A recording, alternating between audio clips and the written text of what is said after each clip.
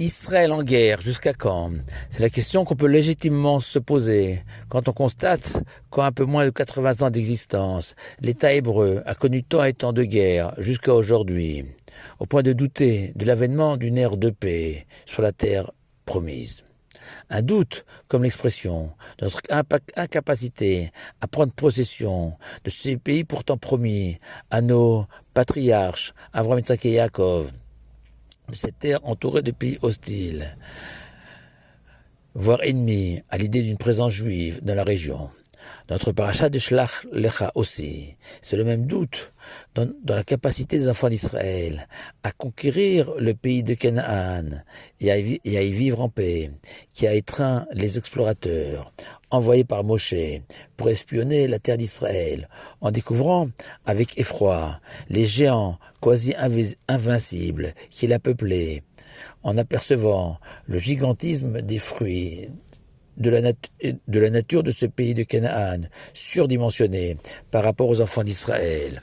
Les explorateurs, dans le rapport de leur mission, si démoralisant, a provoqué chez les enfants d'Israël une perte de confiance totale en l'Éternel, des pleurs, des larmes, des enfants d'Israël qui regrettent amèrement d'avoir quitté l'Égypte pour des chimères, une utopie. C'est à ce moment que Caleb, l'un des deux seuls explorateurs avec Josué, Yoshua en hébreu, resté fidèle au Tout-Puissant, Caleb se lève donc au milieu de la foule en pleurs et devant ses anciens camarades d'expédition, va alors haranguer les enfants d'Israël et leur dire « Non, ne doutez pas, montons au pays de Canaan, et nous allons nous en emparer, comme l'Éternel nous l'a promis. » Problème fait justement remarquer le Rav Kolonimus Kalman Shapira, Rav de Piaseczno en Pologne, assassiné par les nazis. La déclaration de Caleb n'a aucune couverture, n'est fondée sur aucun argument logique et rationnel face aux faits, aux données, aux informations précises présentées par les 10 autres explorateurs. Comment nier la réalité de ces géants, de ce gigantisme du pays de Canaan?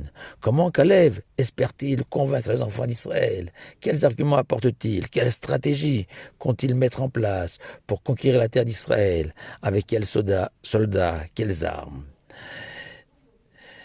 De véritables motifs pouvant retourner l'opinion publique des enfants d'Israël? Non. Les seuls mots de Caleb sont uniquement « montons et nous hériterons de la terre ». Comment? Pas un mot. Étonnant, ce Caleb. À moins de comprendre, explique le Rav Shapira, que le sens de la réponse de Caleb a été la suivante. Chers enfants d'Israël, chers frères, la terre d'Israël n'est pas une terre comme les autres. Si les frontières des pays du monde entier se sont dessinées suite à des guerres, des conflits, des traités de paix, la terre d'Israël, elle, seule notre émouna, notre foi, délimitera ses frontières. Tout dépendra de notre capacité à croire ou pas en Dieu et en sa promesse faite à Abraham, notre patriarche, lors de l'alliance des morceaux, Brit Ben Amétarim en hébreu, de lui donner une descendance de Sarah et le pays de Canaan. Cette alliance des morceaux, dont la conclusion est Abraham a cru en Dieu, et l'Éternel l'a reconnu comme juste. Dès lors, a affirmé Caleb, qu'importe ces géants qui peuplent la terre promise, la foi renverse les montagnes et même les géants. Et tous les rapports de force, les analyses des spécialistes militaires. Et nous pouvons rajouter, car cela est une règle majeure de notre histoire, jamais Israël n'a gagné une guerre parce qu'il était le plus fort, et jamais Israël n'a perdu une guerre parce qu'il était le plus faible. Dans le monde de l'aïmouna, de la foi, on bascule dans l'irrationnel. Et c'est le message adressé par Dieu à Abraham. De même que tous les gynécologues n'ont donné aucun espoir à Sarah, ton épouse, d'enfanter, puisque 100% stérile et très âgée. Et pourtant, je t'assure qu'elle donnera la vie à Yitzhak, déjouant tous les pronostics médicaux. Ainsi, le pays des Canaan, vous en prendrez possession et y vivrez en paix, en dépit et envers tous les avis des spécialistes militaires. Car nous le savons tous, la foi commence lorsque la logique s'arrête. Ne doutez pas et ne soyez pas effrayés par ce qu'ont vu nos collègues explorateurs, a martelé Caleb. Et l'idée du Netziv de Volojine, ce géant de la fin du XIXe siècle, s'inscrit parfaitement dans nos paroles de Torah. En effet, selon le Netziv, l'erreur des explorateurs, qui étaient des grands hommes, comme les témoins de la Torah, a été de croire que si dans le désert, les enfants d'Israël vivaient dans un monde surnaturel, avec la manne, les colonnes protectrices de feu, le puits d'eau de Myriam, au-delà de toute logique. Mais une fois arrivés au pays des Canaan, les enfants d'Israël switcheront et vivront à nouveau selon les règles de la nature. Il faudra travailler la terre pour se nourrir, creuser des puits pour obtenir de l'eau, se battre pour survivre.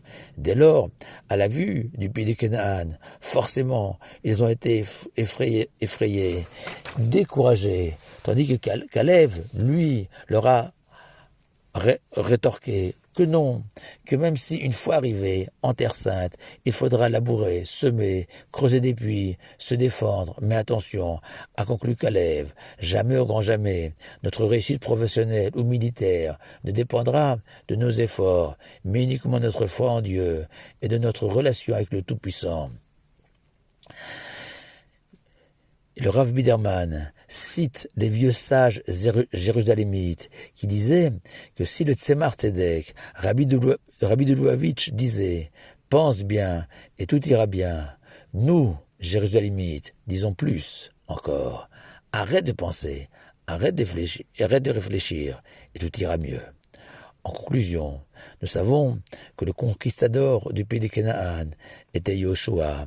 Il n'était pas issu de la prestigieuse académie militaire de West Point en Amérique. Non. Il avait suivi toute sa formation dans la tente auprès de Moshe, notre maître, l'homme de la Torah. La foi de Caleb, la sagesse de Yoshua, ensemble, ont permis aux enfants d'Israël de conquérir le pays des Canaan et y vivre en paix. Et nous savons que l'histoire du peuple juif n'est qu'un éternel recommencement. Shabbat Shalom à vous tous.